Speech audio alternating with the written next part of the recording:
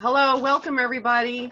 I'm Andrea McKenna, Gallery Director for Art House Productions, and I'm here today with Karen Abada, the winner of our first visual art competition called Pressing Pause, Living Life While Staying Put, sponsored by Matt Calley, Harborside, Jersey City.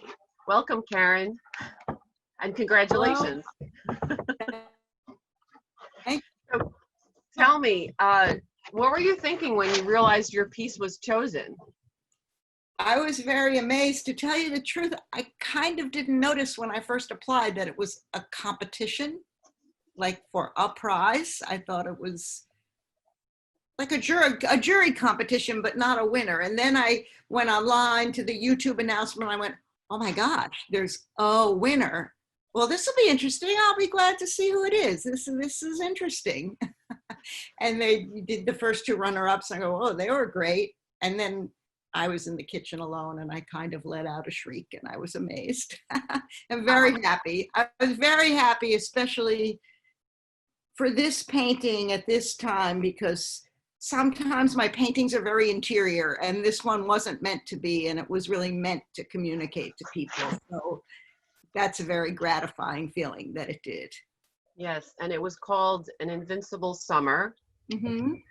And tell us a little bit about the piece, if you will.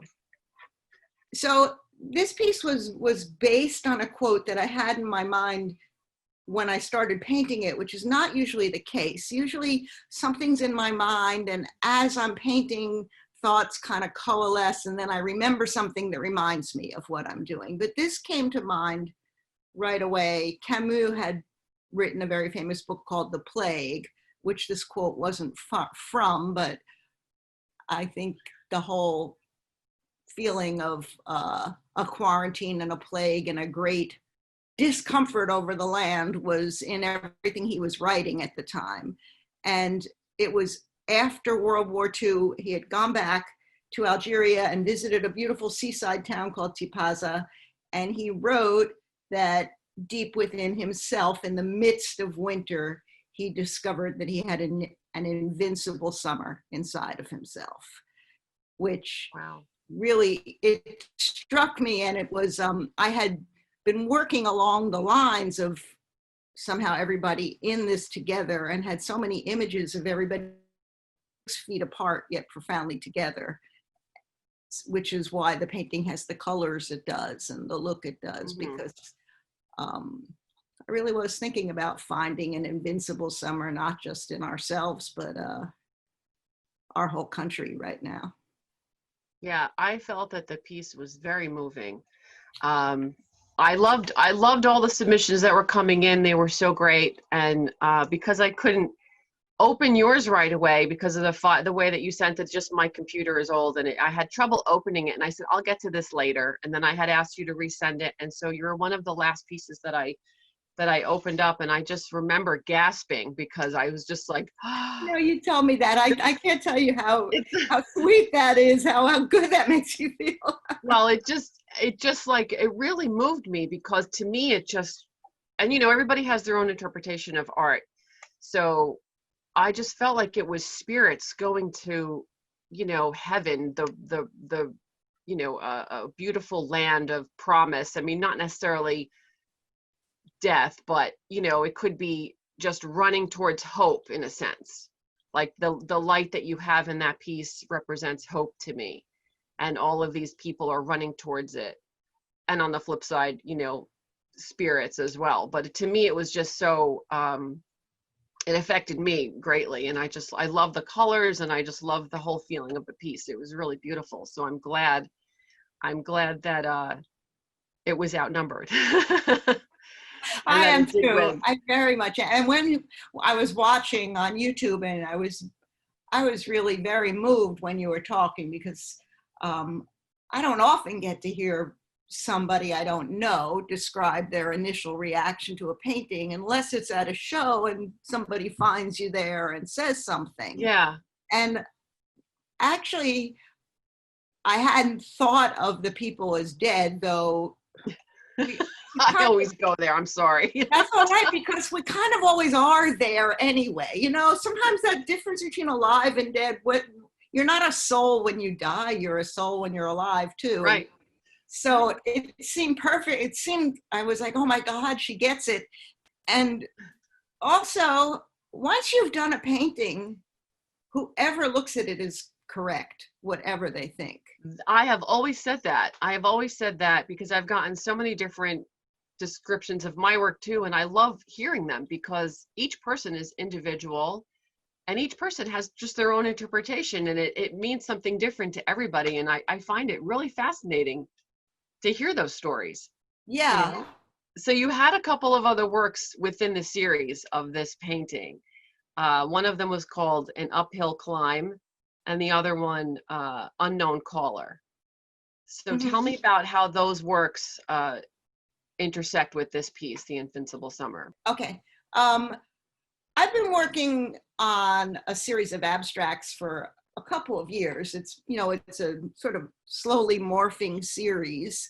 And there's definitely a stylistic similarity to all of them because it's me and my paintbrush and my color choices. But about a year ago, not even, I was thinking about them and saying, I just feel like something's missing. And I worked in advertising for a long time, and I was very used to telling stories in anything artistic, clear stories. Mm-hmm. Whereas I think painting and just art by itself is, for me, usually more about expressing confusion or mysteries or not clear stories. But for some reason, I found myself thinking, well, these abstracts are very realistic landscapes to me of my mind or my emotions. And they're usually about some kind of search for connection or meaning, the meaning of life, to not be too silly about it. But that's not silly. No, it's not silly, but whenever you say it, it's like, what is that? But it sounds corny, but that's what artists do. What it is, and it's usually what I'm thinking about. It's very exhausting. So yeah. I don't know why, but I said, but why would anybody know this is a landscape that's realistic to me? And I put in a little tiny figure, like teensy, big paintings taller than I am with a teensy little figure. And I can't tell you how many people suddenly were like, I love that, I love that, I love that. Something about making the abstracts into an illustration almost. Mm-hmm. Just because of this tiny figure. If I blocked it out, I didn't even have a horizon line in those original ones. It turned it into something. And then as the coronavirus started seeping into the world and my consciousness, they morphed along with that. And An Uphill Climb, I have it here behind me. Yeah, let's see it. I'm going to move the camera. Just put it up here. Tell me if you can see it well. Yes, I mean, I can see it. There it is. I'm going to put this here and go stand in front of it just so you can see how big it is. Yeah, okay. That is large. It is large. I love large paintings. I do too. And I was feeling very like frightened at this point. I think it was in March. I didn't sign the date, but I think I did it in March, and everything was scarier than it is now. Right. Because nothing was known. And it has crumpled paper all over it in really dark colors. And there's the little person is right there, just lost in all of this. It's pretty chaotic. Although I usually use orange to signify hope in some way. Oh, interesting. Okay. Not consciously like that's my hope color. I just find myself putting a splash of that on a painting whenever I feel it's getting just too grim. And originally, as I said, I often have like something from poetry or literature go through my mind. Not all my paintings, but I like to name them. It's fun. I think it's left over from advertising. And, I was thinking of the opening lines to the Divine Comedy, which is in the middle of the path of our life. I found myself in a dark wood. And I was thinking of that, but then I thought, no, it's more than that. it's what we're all going through now. And that was how, when I started thinking of Uphill Climb, and I had, without really knowing it, done all sorts of intersecting diagonals that even though it's a flat painting, I felt there was some uphill struggle involved in it. So unlike the Camus painting, The Invincible Summer, which was 6 weeks later or something, where I began to feel so connected to everybody with it. This was a little more about the initial terrors of the whole thing. And I love the figure. I'm sorry, I didn't want to cut you off. Go ahead. No, that's okay. Go ahead. I love the little figure in that large painting, because it just, to me, it's like this universe, right? They're in the middle of this universe that is just so vast and unknown. And then you have that ray of light, which is the hope, which is almost like, you know, you're in space somewhere. It's like, it's just, to me, it could be anything and everything at the same time. It's like scary, but yet peaceful as well. That's, you know? exactly, that's kind of how I feel about everything. But it's like this coronavirus sort of is concentrate of everything. It like just concentrates all the emotions and all the fears and all the hopes, along with the, you know, social events in the country, into this essence of questioning. And I do like the figures best on these big paintings, because they almost disappear and they can be so tiny. I mean, a little quarter-inch figure on an 8x10 painting is pretty big. Yeah. I can't paint much smaller than that. So that was at the beginning of the coronavirus. But I have another one that I did before it all started, which was another one I had mentioned, that I call Unknown Caller. And this is it. Unknown Caller. That's quite apropos for the situation, because you painted it before all of this unknown. Yes, you know, it was, the coronavirus was the unknown caller. It was, but this was a little before, though it was probably around December or something. So might have been in my mind, but I think it was a little more just my usual existential dread about something. I don't even know what. But again, I was one of the first ones where I put in a little person, not necessarily me, it's just somebody there. And I actually painted a presence. Yeah. Which is sort of, it started out as a total abstract, like just circle and lines, and became more pictorial with a kind of a glow and some sort of organic quality down here. And then I had to scratch out the horizon because I had already painted it all red. It's very illustrative and pictorial. It looks like a dream. It looks like reminds me of a dream. It kind of seemed like a science fiction book cover to me, almost. Yeah.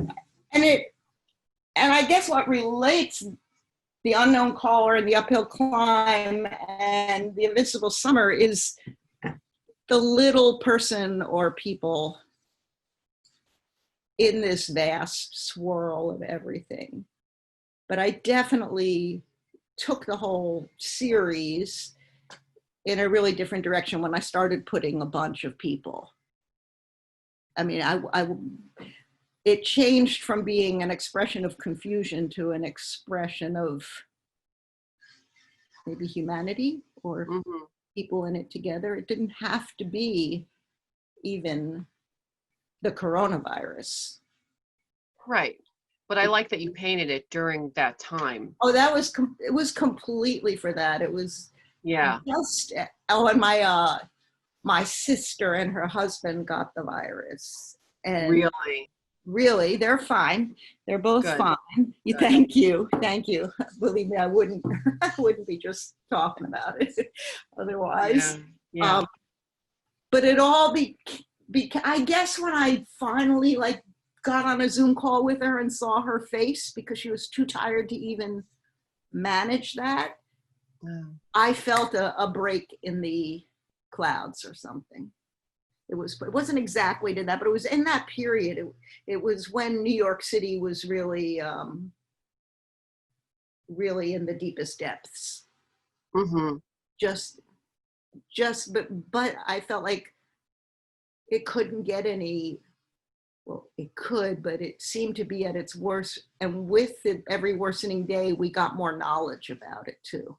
So maybe that was Yeah. a little bit of the hope. You know, I Yeah. can't even remember it all clearly. It was totally in the depths of April.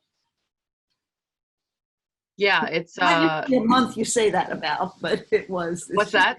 That's not usually a month you say, oh, in the depths of April. It's usually. No, the depths of, yeah, it's usually like February or Exactly. So January. this was done in the depths of April, and I was looking forward to something brighter. Yeah. Yeah. Well, the work definitely embodies that feeling of this time. So especially, March and April. So Yeah. yeah, it was just yeah, some people can really convey what's going on through their art. And you're definitely one of those people. Well, thank you. So from there, I'm going to ask you about your influences. So what has influenced your art over the years? Oh, well, I think what influences my art is what influences everything else. I've always been an artist. The first thing I did when I learned the alphabet was turn it into figures and make us these little living letters things, like kindergarten or first grade or something. So I've always interpreted things through art, but I'd say what influences my art is more my thoughts about everything than artistic ability per se. I've always been sort of torn between literature and art, like in studies and stuff like that in school. And I studied foreign languages in college and graduate school and linguistics. And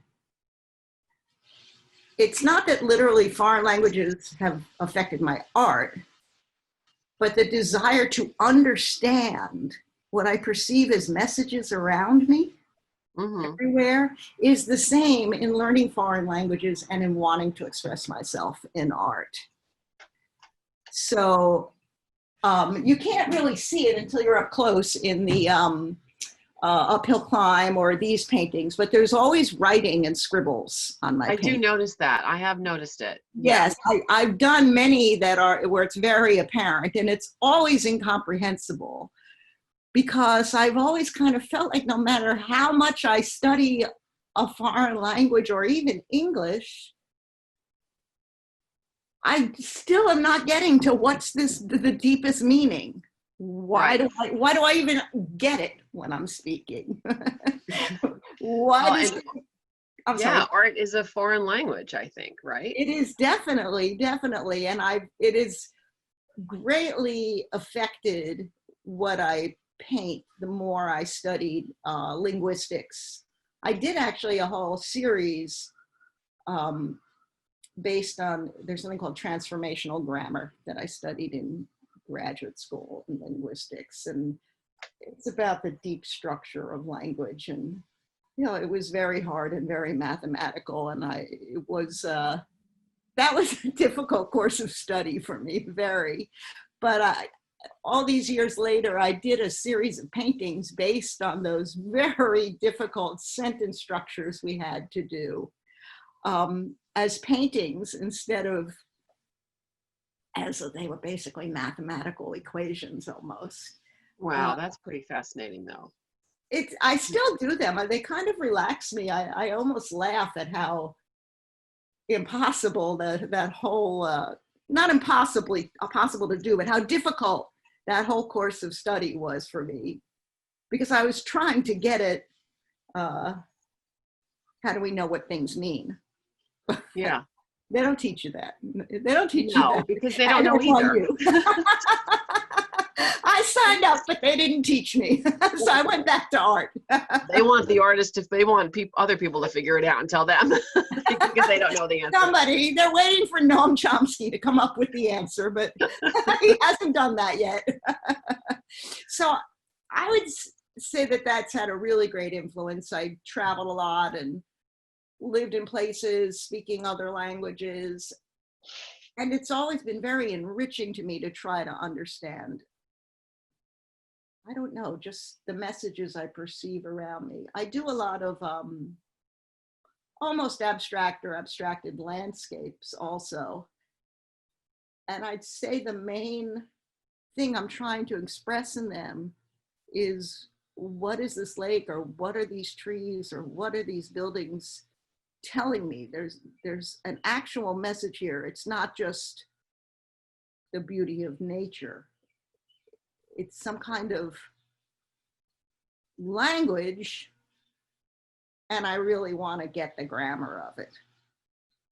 It's like the message coming through from, an artist's subconscious is receiving a message from the universe, let's say, for lack of a better word, and trying to decipher what that message is. Yeah.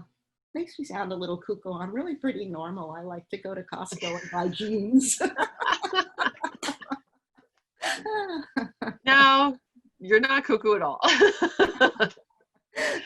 If you are, then what am I? I don't know. I'll tell you, it's a lot more fulfilling to try to express all this through painting than through words. Definitely. Oh, yeah. Definitely. Well, because you can make up it's your own language. I mean, really, it's your own language. It's your own interpretation. Everybody has their own interpretation. So it's great. That's what art is. Just the beauty of art is seeing everybody's interpretation of everything that they ever thought. It's true. I'm always very interested and pretty much in awe of painters who are very conceptual and really masters at design and color and brush, and I don't want to call it the craft of art, which I studied, and I went to graduate school in art and design also, so I could not possibly say that didn't affect me. But when I'm painting, I'm always thinking about what the painting looks like and what the colors are, and I work up from layers, definitely. What's the final painting is usually 10 layers or so beyond what I first put down. But I'm trying to express the emotion or the story. And I always wish I could not remain, but take it in the direction of some of those artists that I admire so much, that seem more rigorous about their excellence of the paint itself, put it that way. Right, but your message is yours. So yes, you're meant to do it the way, right. You're meant to do it in the way that you're doing it. They did it that way and you're admiring it, but your message is still just as valid. And which brings me, yeah. I don't have a choice anyway. What comes out, comes out. Exactly. But the same way I think of literature, I think of those paintings and those artists that I look at as guides to help me in expressing myself, for sure. Yeah, yeah. So that leads me to the next part of where the evolution of your work, right? So I've always enjoyed watching artists' evolution of their work from when they started or early on to, as it goes. So do you see your work naturally evolving this way, or do you plan the next stage? Are you planning different stages, or do you just kind of let it go with the flow? Oh, it definitely evolves naturally. But not blindly. I don't think of, well, this is going to be my next group of paintings. That sort of develops with the flow. I do find the abstracts much more exhausting to paint than the ones that are more realistic. And after I've done a particularly, I don't know what the word be, emotional for me. Mm-hmm. Oh, that's why it's exhausting. Yeah. I usually go do a couple of kind of realistic paintings to relax myself.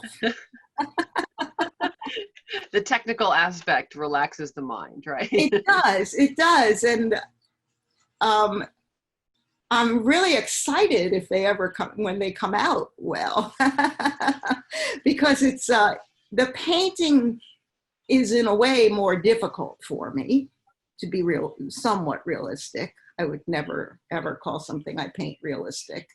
I just don't have that kind of skill. But I find that very soothing to just get the right pink cloud or the right reflection in water or something like that. So that's something that I think about what kind of painting I'm going to do, because what will I be capable of doing in my mind or in my spirit for the next week or two. But when I do a series of paintings, they're very often influenced by what's happening around me. I like to think of myself as purely being philosophical, but I'm very much not. I did a whole series of sort of portraits of women right around the time of the height of the Me Too movement. Mm-hmm. And I still go back to those. But they just happened. This vision of a particular face came to me one day, and I painted it. Here, look, I'm looking at it so I can show it to you. Yes, please. Remove this light. Oh, okay. Oh, wow. Okay, there you have wow. I'll send you that. Yes, yeah. You have to send me an image of that. That's great. She was called Group Portrait. Because I was thinking of all women, I guess. Yeah, and you have the writing in there too, I see. Yes, I guess everything, I always have that writing, and I didn't used to. That's maybe the last 4 years or so. I feel like if it's not in there, I'm not conveying the proper depths of my confusion. They just say, oh, that's nice, but if I scribble, then maybe you'll get it. Like, it's now understood. Confusion, or we don't waft through this world. It's not really silent or empty around us, even if it seems it is. I guess that's right. Of course. Not like confusion, but I feel as if the whole air and everything is just filled with messages that we all try to understand in our own way. Well, so that's kind of what the scribbles are. It's the energy. It's the energy of everyone. Yes, the around energy, us. The energy, the key, K-I, not K-E-Y. Yeah. Maybe K-E-Y also. So I do kind of drift from one group of paintings into another, and then suddenly I realize, oh, this group stands alone, and there's even usually a few transitional ones in the middle, and 6 or 8 months later I'm usually unhappy with them and paint over those transitional ones. Make them one or the other, because they have an unresolved feel about them. So is that it? Do you have Yeah, you did. Yes. Do you have a specific goal for these works, or for yourself as an artist?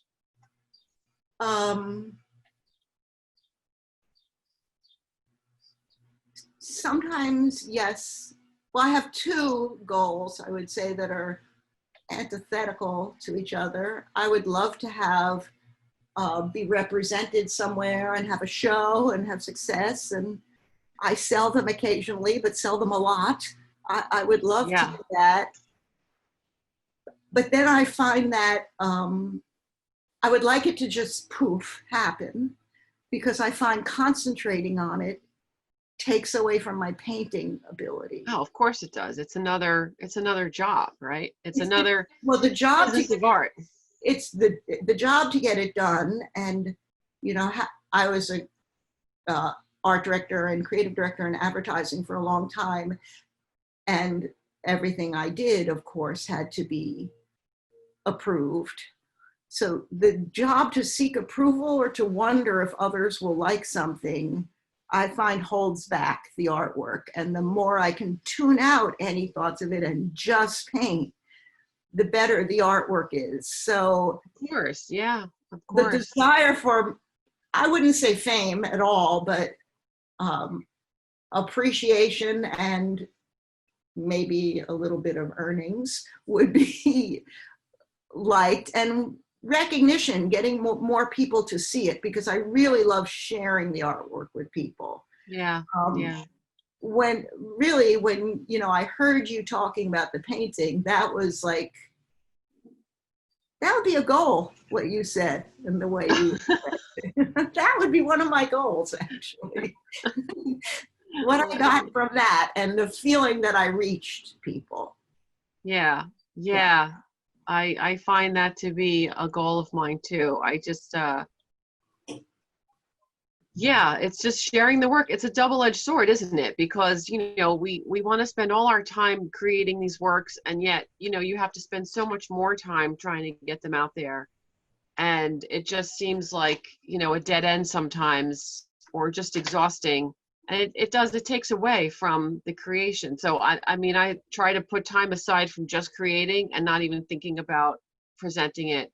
And then once I have like a group of works, that then it's like, okay, I'll put it out there and see what I can do with it, you know. You know, as soon as I entered into the art house competition, I started following you guys on Instagram, which is basically my only social media thing. And I love it because I can just look at hundreds and hundreds of interesting artists. But Yeah. I didn't realize, do you have an Instagram of your own? And can I go look at it? Yes. I'll tell you later, but this okay, yes, isn't about me. It's about I you. assume this will get cut out, but I'm just asking you. I didn't want to forget. Yeah, of course. Yeah. So, yes, I think like most artists, have a great goal to share my work with as many people as possible and have it affect them in ways, without at the same time having that desire to reach them warp the way I work. Yeah. I think that's an issue for every artist. Yeah, or definitely. Or anyone, and doctor, lawyer, Mm-hmm. truck driver, anybody who does what they do. Yeah, yeah. So, yeah. Where do you see yourself in 10 years? I would love to be able to say I had a few shows and they were successful and well received, and I'm still painting happily. And in 10 years, I hope I'm doing something, painting something that I just can't imagine what it is right now. I'd like it to be, you know, I find every 18 months or so, what I'm painting is a complete surprise to me. I used to paint a lot when I was younger, before I had kids. I was taking art courses. I lived overseas. I took some in France and some here in New York. And I painted and did illustrating a lot. And then real life family job. Yeah. And painting is very,